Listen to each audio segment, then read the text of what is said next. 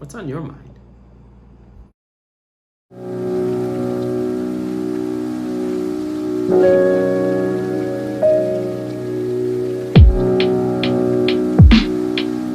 Hello everyone, welcome to Burnout Medicine, where we burn out burnout. Thank you all for tuning in again. I love and appreciate you all. If you haven't done so already, please like, share, and subscribe to the video. Comment on this video if you haven't done so, and comment on my other videos. But before we go any further, all thoughts are my own. They do not represent any institution that I work for or have worked for. All these thoughts are me, Dr. V, and nobody else's. Now that that's out the way, I want to talk about where your mind is at, right?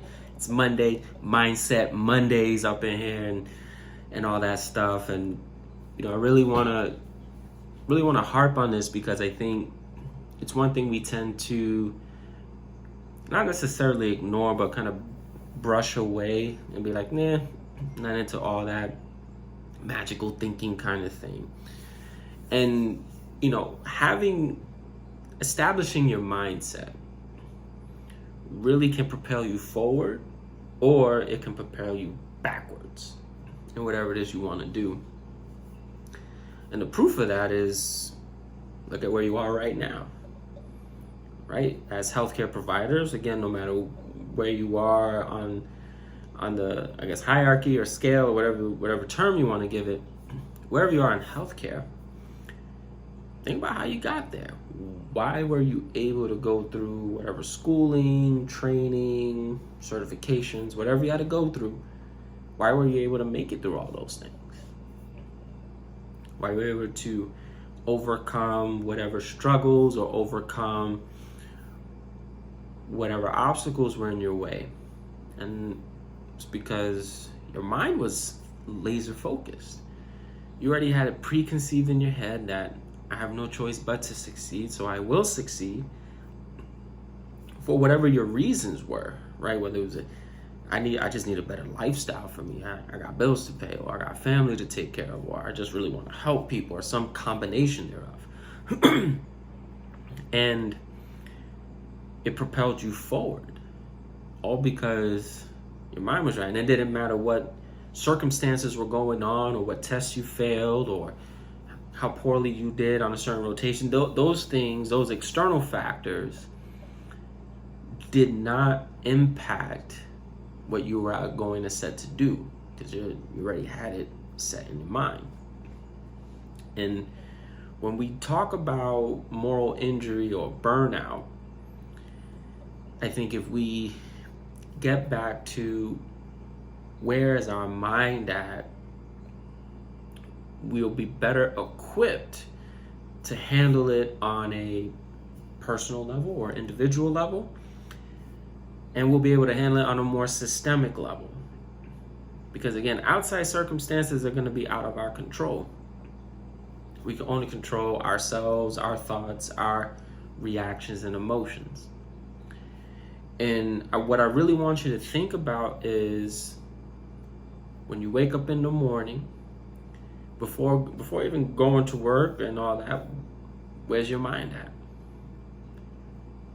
When you step foot into that hospital or clinic or wherever your place of work is, where's your mind at? When you're about to leave, when your shift is about to be over, where's your mind at? When you get home, where's your mind at? And I can only speak for myself. There are days where I'm super amped to go to work. Man, I get up, I'm fired up. It's like, I'm gonna catch some babies today. I'm gonna do some amazing surgeries today. I got some complex patients. Ooh, can't wait.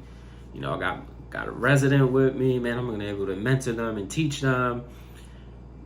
And when I step in the house, I'm like, man, can't wait. I'm super excited. And my days ending, I'm like, oh man, wish I could do a little bit more today. Or it's like, man, I'm glad everything went very well. And when I get home, man, I can't wait to do X, Y, and Z. And then there's some days where I'm like, man, I'm on call today. Man, I hope such and such patients aren't there today. I hope, there's gonna be a 6-piece C-section that I gotta do. And it's like, hopefully it goes well. Hopefully I don't have to deal with excessive bleeding, or man, I deal with that wound infection later. And then in the middle of my day, it's like, man, is it 8 a.m. tomorrow yet? Is it 5 p.m.? Can I go home early? And when I get home, thankfully I live by myself, so there's no one at home to deal with my BS if I'm having that kind of day.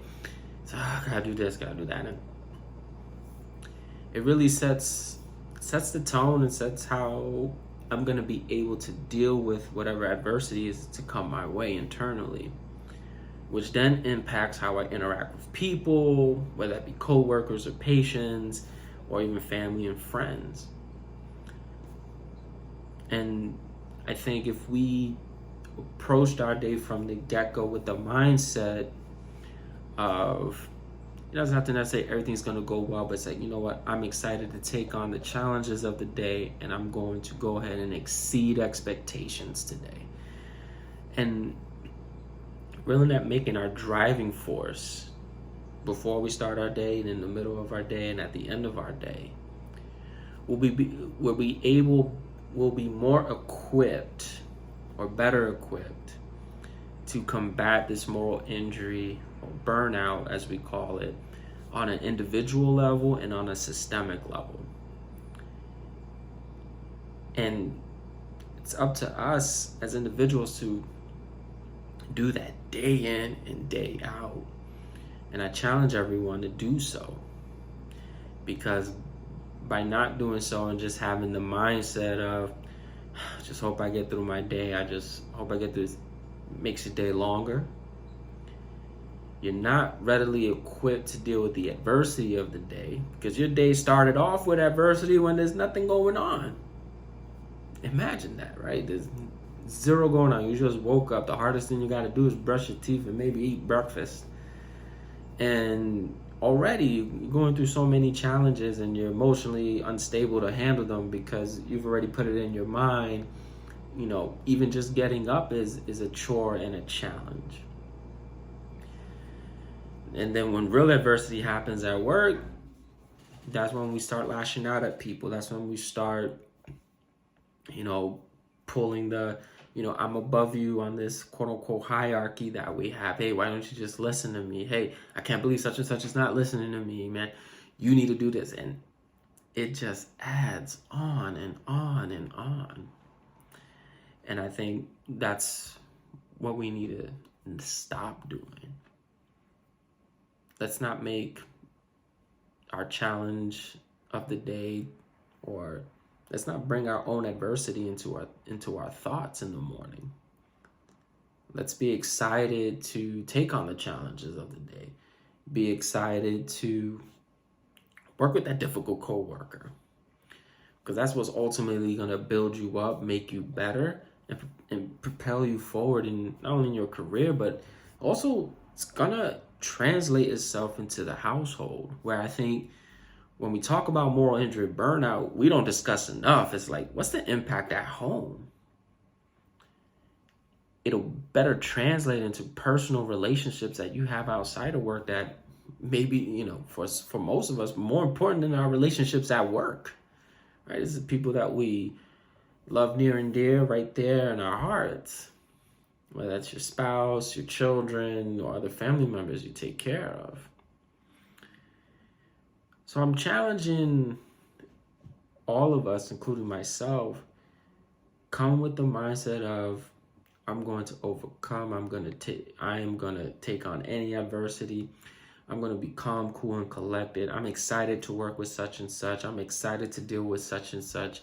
This is what I want. This is what I'm made for. This is who I am, and I'm gonna reach a new level today.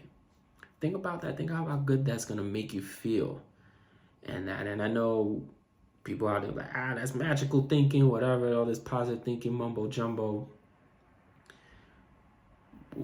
Why do you think you have other people in other industries not only become successful, but relish in it and all that? Because they come with that mindset every day. There's no obstacle that they can't overcome.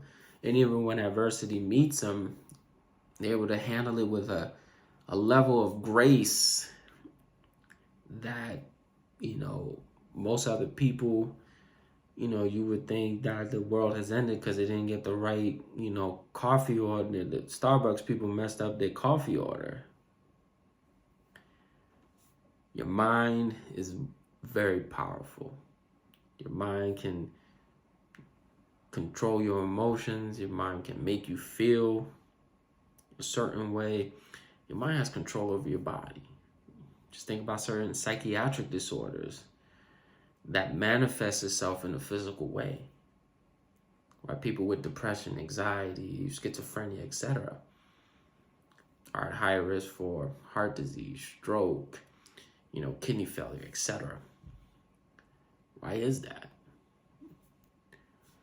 Don't disregard where your mind is at. Do not disregard the fact that you being excited or positive about your day before it even begins. Don't disregard that. That sets the tone and impacts how the rest of your day is going to go and how you're going to be able to deal with any adversities that come your way. And there's going to be adversity. Outside circumstances are out of our control. We only can control what's within, and we only can control our actions. So start taking control today. Don't let your mind take you to a place where you're not ready to be that overcomer, or saying that you're not good enough to. No. Fight that. Because if your mind's not right, you're going to be more susceptible to moral injury or burnout. You're going to be more susceptible to depression. You're going to be more susceptible to those things where it becomes out of our control. And again, that translates into our personal health, and our personal health in regards to our relationships. Leave a comment in the comment below. Let me know your opinion on setting the right mindset. What is the right mindset? Is there a right mindset? And what are some things that you think about when you've noticed, like, wow, man, I've had an amazing day today? Think about it. Leave a comment in the comment below. It's like, where was your mind at that day? We need to stop setting this low expectations. Like, well, if I think really crappy about my day, then I have a really good day. Bam. So how about, like, no, I'm going to have a really good day, and then I'm going to even have an even better day. Right? Why start off low? We need to start off high with our expectations for ourselves. But I digress. Again, leave a comment in the comment below. Like, share, subscribe, hit the notification bell. Thank you all again for tuning in. I love you all. I appreciate you all. Thank you for all the support. And until next time, peace.